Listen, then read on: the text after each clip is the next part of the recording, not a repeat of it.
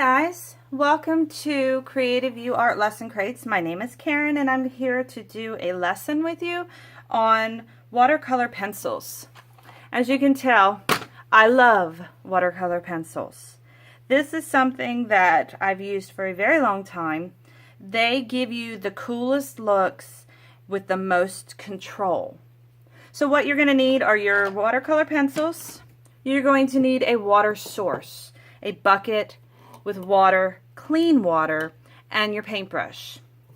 You will also need a rag or a napkin of some sort. I know mine looks disgusting, but this is like my old tried and true art rag. Paper towels work great as well. Now this project should not be too messy, but you do want to make sure that the surface that you work on can handle any kind of oopses. This is not a staining kind of paint, so if it gets on the table, it should be fine, but I make no guarantees. And as always, when you're working with art, I do recommend wearing clothing that can handle a stain or two if accidents happen. Alright, so we're going to fill in our parrot. So let's get our water, our brush, our napkins, and our pencils, and I'll meet you back in just a minute.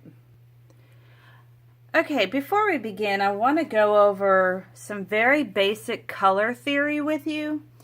And the reasoning is because watercolors blend. So when things blend, it's very important that you know the color combinations that work well together and which ones don't. So we're going to start off with a term that you may or may not have heard, which is a color wheel. So if we were to draw a wheel, a circle, and then we wrote whatever colors are in the rainbow all the way around it. We have red, orange, yellow, green, blue, purple, or violet, depending on how you've been taught.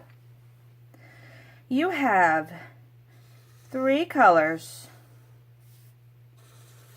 that cannot be made: yellow, blue, and red.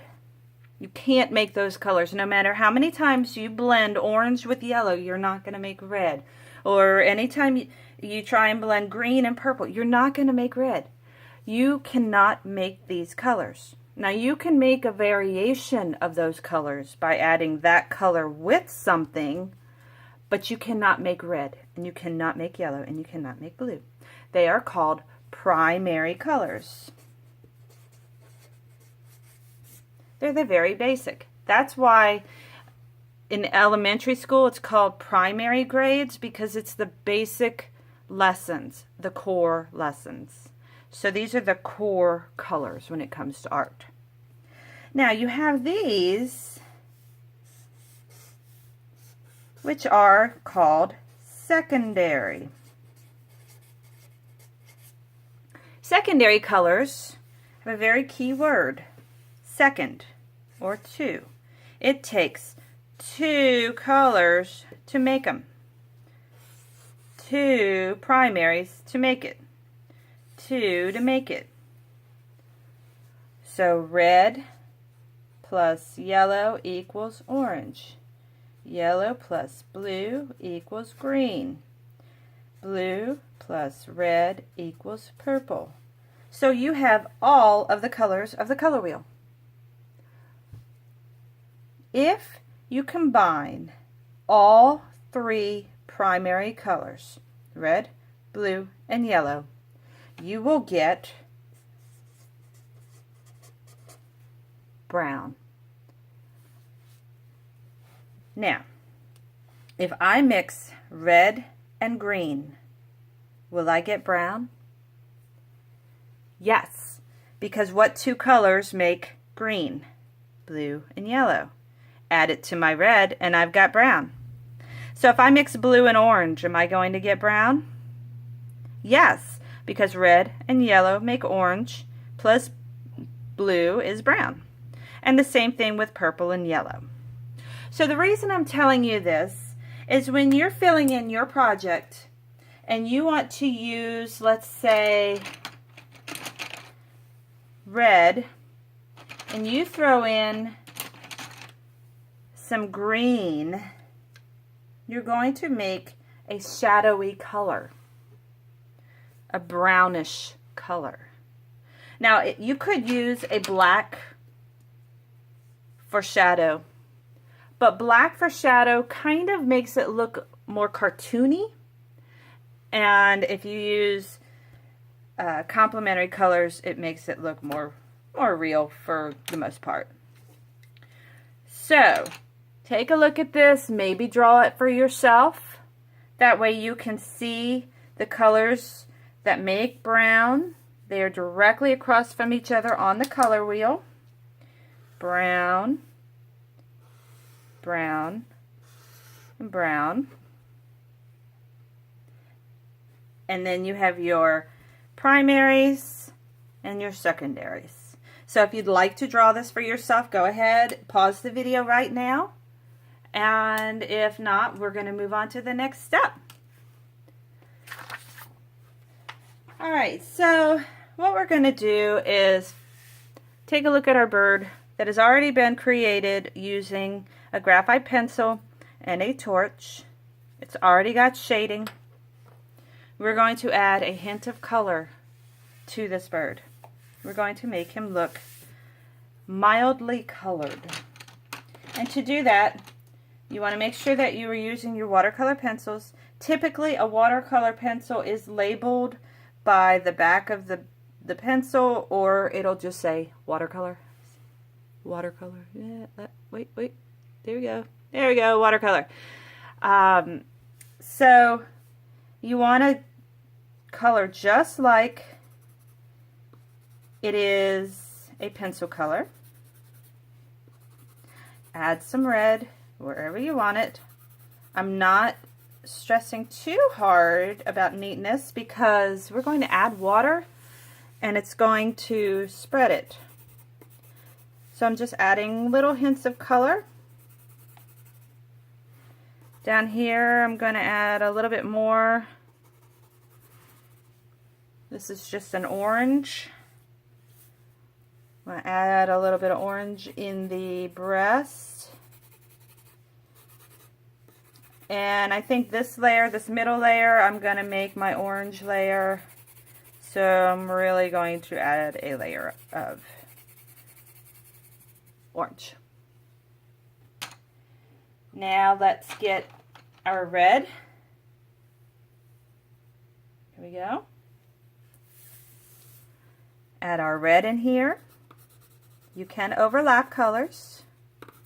That's the wonderful thing about watercolor pencils. Add your red. And this top layer is going to be red.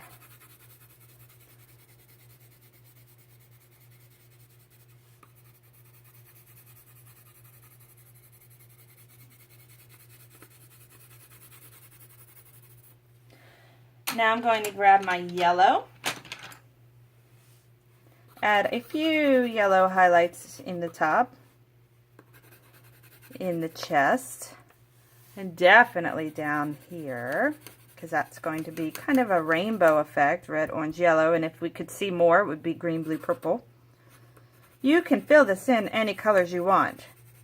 As you may or may not know, parrots come in all kinds of colors. I'm also going to take my yellow and toss it in the beak and the underside. I want to add a touch of yellow at the bottom here of the eye area. I'm going to go back to my red, do all of my smiles here.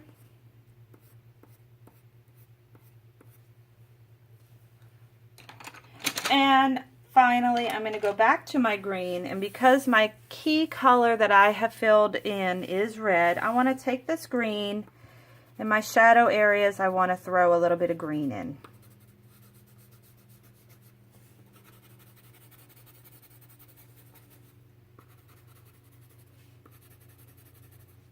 Okay? Now, when you work on this at home or in your studio, I do want you to take your time Really get your lines the way you want them. But we're going to move forward. I have clean water in my bucket, and I have it, my brush is already wet. I'm going to drag it up against the top of my bucket, knock off any drips, but I still want it wet. I'm going to come over to my beak and gently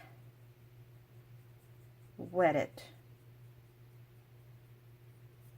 Do you see how it's turning the pencil color into watercolor? Wet it if you need to. Keep wetting it, but every time you drag, or every time you pull it out of the bucket, make sure you drag it along the top. Watch. You ready? It just automatically blends. It's so fabulous. Gently drag the very tip of your brush across the little red areas.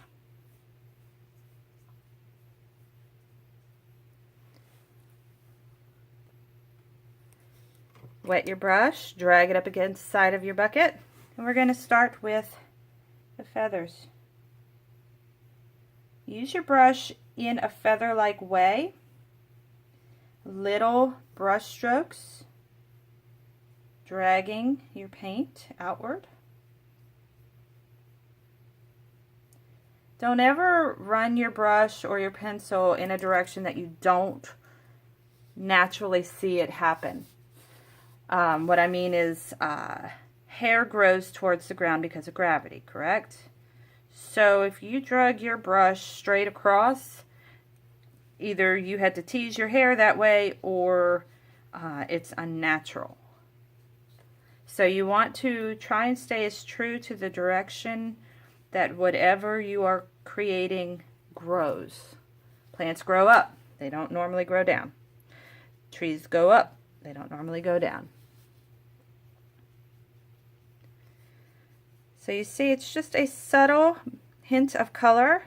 And since we took the time to really fill in our bird with a pencil, with the graphite, it's adding its own shadows as we go. Pretty neat. So let's go ahead and finish.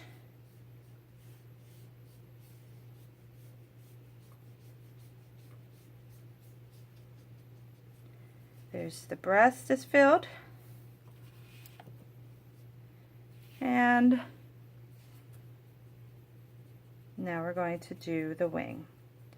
If you find that you don't have enough paint on the areas, you can add to it, but you need to dry it first. Using wet pencil is going to ruin your points. You're going to have a very dark area like this. See that? That's not good. You don't want that. Well, you may want that, but it automatically just comes shooting out of the pencil. So you'll have to come back in and really try and spread it out, which is hard to do. So that's why I don't recommend that you use pencil directly with water, that you use it dry and then add to it. But since I have that dark area, I'm going to add a little bit of dark areas so it looks like it's intentional.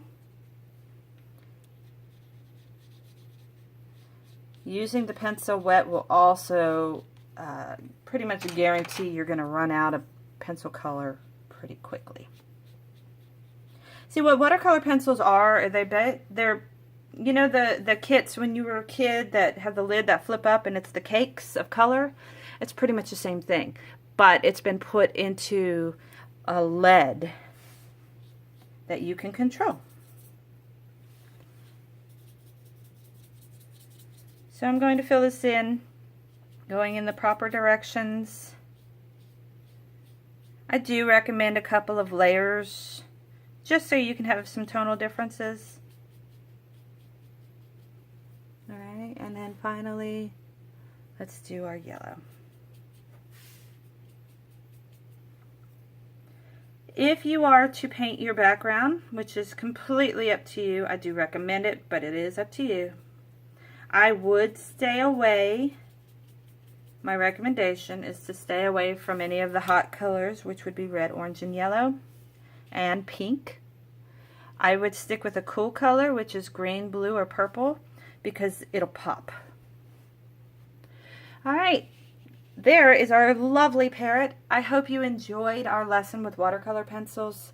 As you can see, they're pretty super awesome. I love using them. I hope you do too. I look forward to our next lesson, and we will see each other soon. Keep on creating. Bye.